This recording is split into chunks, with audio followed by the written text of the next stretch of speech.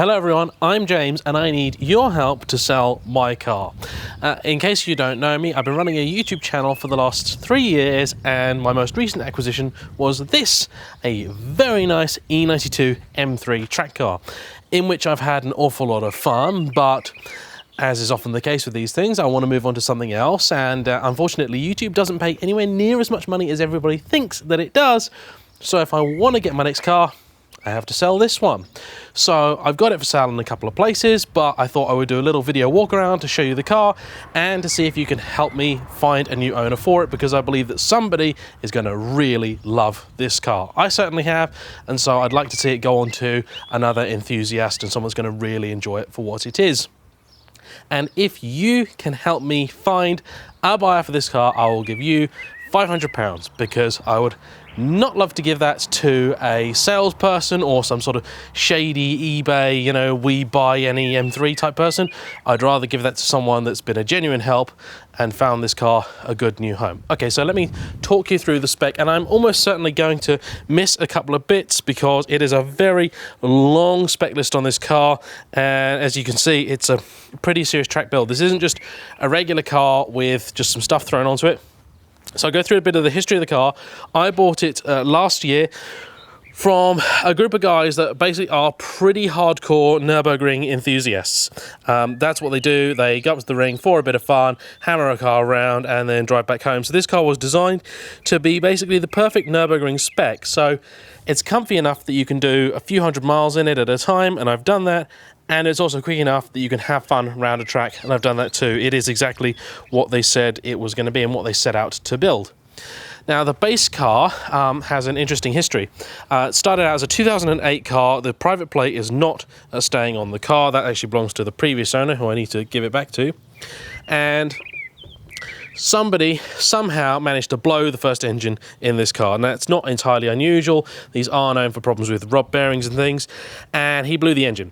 And he managed to claim it on insurance. The insurance paid out and replaced the engine, and unfortunately that means that it's listed as a Cat D.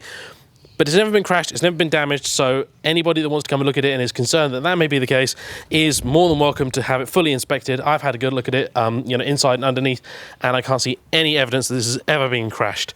So that is, you know, I just want to be open, honest, and upfront about that. You know, a lot of people don't really care when it's a track car anyway, but just wanted to be totally transparent about that. Now, the upside of that is it then got a replacement engine, which I believe then blew as well, and then it got a full proper rebuild because the replacement engine had already got a bunch of miles on it. So this has been fully rebuilt about 20,000 miles ago, had new rod bearings and had new actuators put on it at the time. And then a few thousand miles later, so I think about 7,000 miles ago now, the supercharger kit was put on. So the idea, they bought this car because they wanted a good base to supercharge. They didn't want a supercharger car with an engine with unknown provenance, and this seemed like the best way of doing it. So it's actually a pretty fresh engine in there. This is the ESS 625 kit, so you can upgrade it to 650 you want, but this is hardly slow.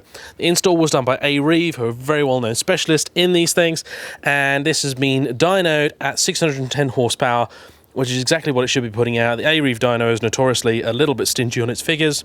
The 650 kit cars make about 630 horsepower, so 610 is pretty much bang on correct. Before I forget, you can see there are ground control camber plates here. The car's always been run on the correct Castrol Supercar 1060 oil. The carbon bonnet is an addition that I've put on. Not sure whether I like it or loathe it, but it has... I've also got the standard bonnet to go with the car if you want to put it back to standard. You got these little black grills on the front. Now, exterior wise, this car's got shed loads of carbon, and it's all the real deal. So genuine carbon GT4 front lip, which has a Munbury Motorsport brake ducting kit in here at the minute. It's not actually connected. All you need to do is put a little bit of hose in there to connect it up. The simple reason being that on the road you just can't get these brakes hot enough for them to work properly if you've got the ducting kit installed. Got proper canards here, genuine carbon fibre bonnet. These are quite expensive. Got the OEM carbon fibre roof, which is standard E92. Carbon fibre GT4 rear wing, which is fully adjustable.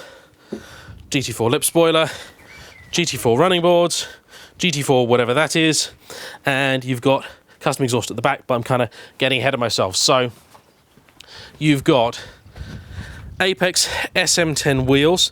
It's a square setup, 10J, running 275 35 18s. It's currently wearing some Yokohama V105s, which are a street tyre, but actually do very well on track, it must be said. Brakes, massive Brembo GT brakes. These are nearly £4,000 an axle for the Brembo kit, on top of which you've got Hawk pads in here and some nice J-hook discs, which are also not a standard part of the Brembo kit. They are above and beyond. They are extra tasty. The dyno tuning was all done custom by Reeve, by the way. So when you buy the supercharger on one of these, it's about £8,500, on top of which a whole bunch of dyno tuning was done by Reeve. At the back, so the car is a Munbury Motorsport Club Sport build. It's Reeve and Munbury Motorsport are the two people kind of responsible for the build, both very well respected names in the M3 world. So you can tell that it's a Club Sport build by the very nicely put together Club Sport cage in the back. So I think of this very much as like a budget GTS, bearing in mind a real M3 GTS is going to go for a extortionate sum of money. So you can see there, this is a M3 Club Sport number 003. It's got their rear seat delete kit, so I didn't want a totally stripped interior. This is all still pretty nice in here, feels very good. This steering wheel is special. This is just a delight. This is a KMP wheel. These are £1,500 alone for the wheel.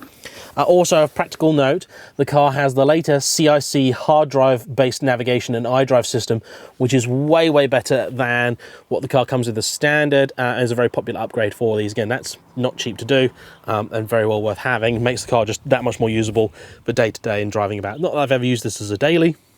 It's got 73,000 miles on it now, or actually just below. I've done about half a dozen track days in it, and all it needs really is a fresh set of front pads and oil change on engine and supercharger. It's actually way short of technically needing them, but for track cars, I like to do it way ahead of schedule. So that will be done ahead of sale time. You've also got a PS Designs, a titanium stud conversion on here. These are incredibly trick, very nice. These are like £400 to do. Maybe the most amazing work that's been done to the car is in the rear subframe. The entire rear subframe was pulled apart. I have pictures of all of this. You've got Powerflex blacks bushes in the car where possible.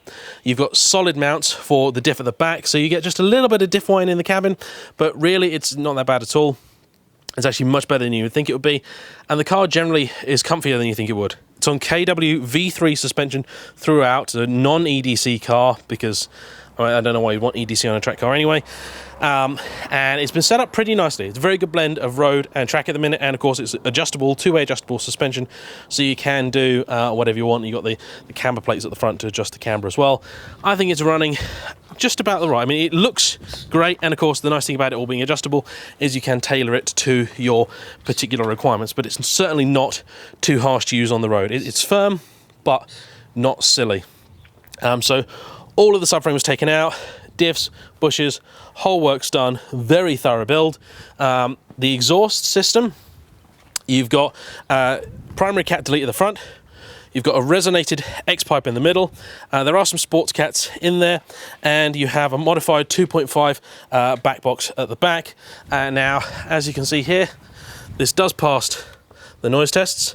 It's got on at Brands, Snetterton, Cadwell Park, and Donington. Donington, they had a little shout at me, but I think that's because I went too close to the noise meter. All the other circuits, no trouble at all. The car is in Silverstone blue. Yeah, it's blue apparently. The rear pipes are not standard. They're the sort of slash cut look type things, I think. A little Reeve badging. I recently had Reeve do a bunch of work to the car, so we had a load of coding done, so it's not throwing warning lights because of the seats and the steering wheel. The seats are Cobra Nagaros, very nice, very expensive seats. I used to own a Lotus Evora with a Nagaros in, and they are brilliant. You can have the pads in them changed to whatever you like. This and this will come out. So this is a mixture of leather and fabric, and they are super comfy. Do have harnesses to supply with the car. I just never really got around to fitting them. Everything in here works. The only warning light you tend to get is because the supercharger kit requires you to delete the temperature sensor, so it always thinks it's -40 outside. You even got electric folding mirrors. Everything on here basically works. This is an extremely good car. I have tallied up what it probably costs to build this car, and it's in the region of about £40,000, which is, if you've built one of these before and you add up all the ingredients, you know that that's not really far off. I do have a bundle of receipts and things to go with the car. I'm asking less than that for sale. I know that you never get, of course, what's spent on a car back from it. I didn't do the build. Like I say, I've enjoyed it. I've had a lot of fun with it. The only thing I've had to do with it was I had a rear link just snap. I had a bolt snap on the car, which, yeah, wasn't too expensive to fix. And the car's been looked at by Reeve a couple of times in the last few months, and she's pretty good to go. I'll get the pads on there, get all the fluids done for you, and she's going to make a fantastic track car for someone. So I hope that somebody out there can help me find a buyer for it. In terms of price, best thing to do is just contact me, because whatever I say now is more than likely going to be wrong, and it's a very difficult car to price because, well, there are basically none out there like this. It gets a huge amount of love when I go anywhere with it. People are nuts for it, and I had several offers to buy it a few months ago when I definitely wasn't selling it, and they've now gone and bought sort of similar cars or stuff that's very different. And yeah, I'm hoping that maybe somebody out there can help me find a buyer for it, and I hope that they're going to enjoy it. Anyway, thanks for watching, guys. Please comment below. My email address is talk@jayemm.com. I'll put that in the description below and on the screen now, so you can find it, and hopefully get someone in touch with me who can pick up the car. Thanks for watching. Bye-bye.